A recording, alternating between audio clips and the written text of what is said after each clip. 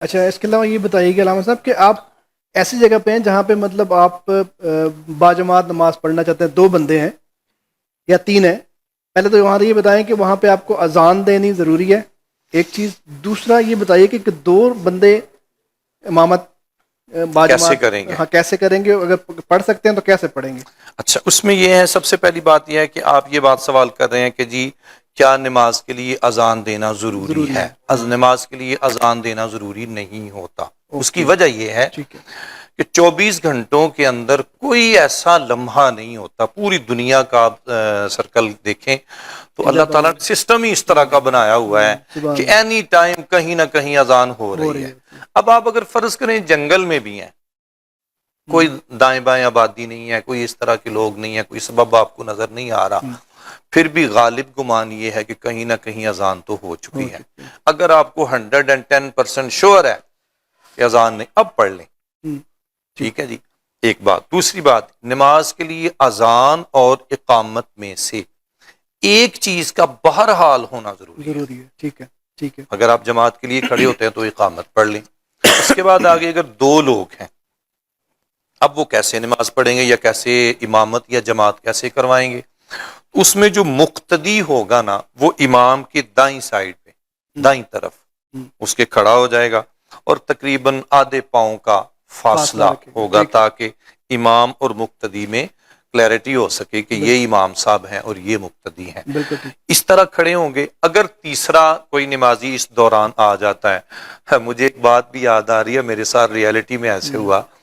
میرے طالب علمی دور میں نا، یہ کچہری روڈ پہ اوپر نا، کچہری کے اندر ایک چھوٹی سی مسجد ہے، میں یہاں پہ نا نماز پڑھایا کرتا تھا. تو تقریباً ایک دو فجر میں تو عموماً دو نمازی ہوا کرتے تھے، ایک بزرگ آتے تھے اور ایک گن مین تھے. ایک دن اتفاق سے نا وہ بزرگ مہمان چلے گئے. اب وہ جو گن مین تھا نا، اس کو مسئلے کا نہیں پتا تھا، مسجد تھی چھوٹی سی. اب کوئی مہمان آئے ہوئے تھے، میں نے ان کو ساتھ کھڑا کیا اور نماز پڑھانا شروع کر دی. وہ نہ باہر سے مہمان آئے، انہوں نے وضو بھی نہیں کیا. اب وہ آ کے نا، وہ گن مین کو نا مقتدی کو پیچھے کھینچ رہے ہیں. وہ مقتدی نے میرا بازو پکڑ لیا تو مجھے پتہ نہیں کون کھینچے جا رہا ہے. تو ان چیزوں کا پتہ ہونا چاہیے. اگر ایسی نوبت آ جائے تو دیکھا جائے گا کہ امام کے آگے جگہ ہے کہ نہیں. ٹھیک ہے. اگر تو امام کے آگے جگہ ہے، کیونکہ امام کو عموماً مسائل کا پتہ ہوتا ہے، پھر اس کو تھوڑا سا اشارہ کر دیں، امام اسی حالت میں آگے مصلی پہ ہو جائے، مقتدی کے ساتھ کھڑا ہو جائے. اگر امام کے آگے جگہ نہیں ہے تو پھر مقتدی کو پیچھے کھینچ کے تو پھر دونوں جو ہے نا وہ امام کے پیچھے صف بندی میں کھڑے ہو جائیں. اچھا، امامت کے لیے کوئی جو نیت ہے وہ علیحدہ سے ہوتی ہے؟ بس یہی نیت ہوتی ہے. ویسے تو نیت کرنے کے لیے ہمارے جو عام طور پر جملہ مشہور ہے نا، 4 رکعت نماز عصر فرض بندگی اللہ تعالیٰ دی منہ والکعبہ شریف، اس طرح کے جملے بولتے ہیں. کہنے میں حرج کوئی نہیں ہے، لیکن اصل نیت ہے آپ کی دل کی اور دماغ کی. بالکل منہ سے کہنا ضروری ہے. منہ سے کہہ لیں تو حرج کوئی نہیں ہے. اگر نہیں بھی کہتے آپ کی اپنے ذہنی طور پر آپ تیار ہے کہ میں فرض پڑھنے لگا ہوں، میں سنت پڑھنے لگا ہوں، میں ظہر میں عصر پڑھنے لگا ہوں، وہ کلیئرٹی ہونی چاہیے بس. جی ٹائم. اس کے بعد آ جائیں امامت کے لیے، تو امام صاحب کے مائنڈ میں یہ بات ہونا چاہیے کہ میں بطور امام اپنے جو ہے نا وہ جماعت کو لے کر ان کی امامت کی نیت کر رہا ہوں. امام صاحب یہ ان الفاظ کی نیت کریں یا اس انداز سے نیت کریں. بالکل ٹھیک. اچھا، قضا نمازیں جو ہیں وہ کیسے واپس ہو سکتی ہیں؟ اس میں ابھی یہ رمضان کا آخری جمعہ آئے گا نا، تو ایک میسج گردش کرتا ہوا نظر آئے گا. یاد آیا ہوگا آپ کو بھی.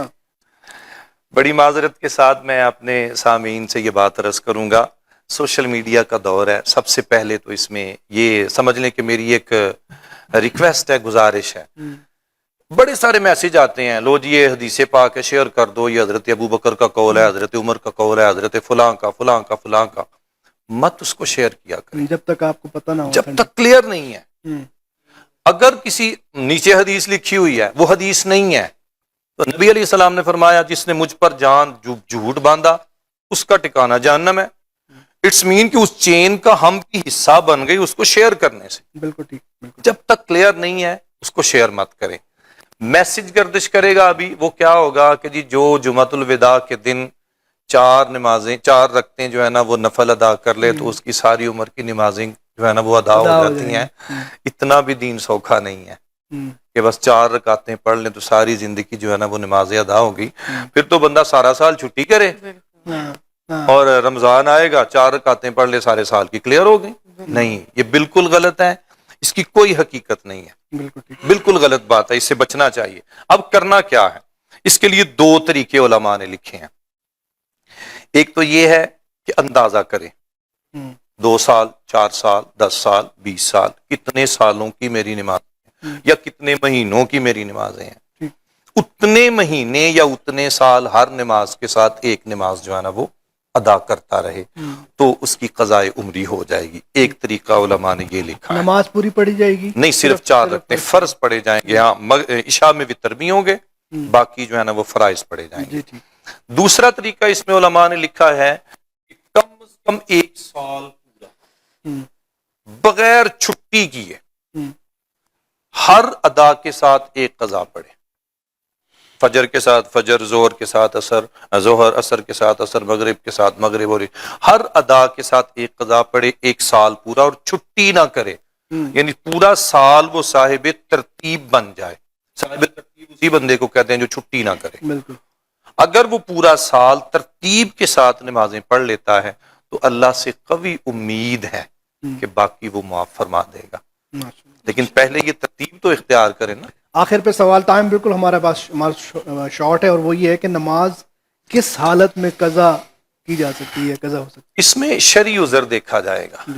یہ جو ہم لوگ عذر کرتے ہیں نا، مثلا میری بڑی معذرت کے ساتھ خواتین، میری مائیں بہنیں، میری ہانڈی لگ رہی ہے تو میں نماز تاں چھڑ دی، یہ کوئی عذر نہیں ہے. میں نے جی اپنے دفتر پہنچنا تھا تو میں جو ہے نا وہ، یہ کوئی عذر نہیں ہے. شرعی عذر کس کو کہتے ہیں؟ نمبر 1 بیماری ہو، نمبر 1 بیماری ہو، بیماری اس نوعیت کی ہے کہ اٹھنے نہیں دے رہی، اتنی ہمت ہی نہیں ہے کہ میں مصلی پہ کھڑا ہو سکوں. لیکن وہ کیا کہتے ہیں، سوچ کا مریض نہ ہو، ریالٹی کا مریض ہو، صحیح معنوں میں بدنی جو ہے وہ. جی نمبر 1. نمبر 2، کوئی دشمن ہے، وہ کہتا ہے بھائی خبردار تو نے نماز پڑھی، حالانکہ ایسے ہوتا نہیں، عموماً ایسے ہوتا نہیں ہے. میں تو اکثر کالج میں بھی بچوں کو کہتا ہوں بیٹا، کوئی بھی والدین یا کوئی بھی فیکٹری کا مالک جو ہوتا ہے نا، وہ اپنے ملازم کو یا اپنے شاگردوں کو نماز سے منع نہیں کرتا. ہوتا یہ ہے کہ جب ہم لوگ بددیانتی کرتے ہیں نا کہ 10 منٹ کی نماز کے ٹائم لے کے 2 گھنٹے بیٹھ کے آگے، پھر وہ مجبور ہوتا ہے. ٹھیک ہے جی. تو ایک تو یہ ہے کہ دشمن کا خوف ہو، وہ منع کر دے بھائی خبردار تم نے جو ہے نا وہ اس طرف آیا تو میں تمہیں گولی مار دوں گا.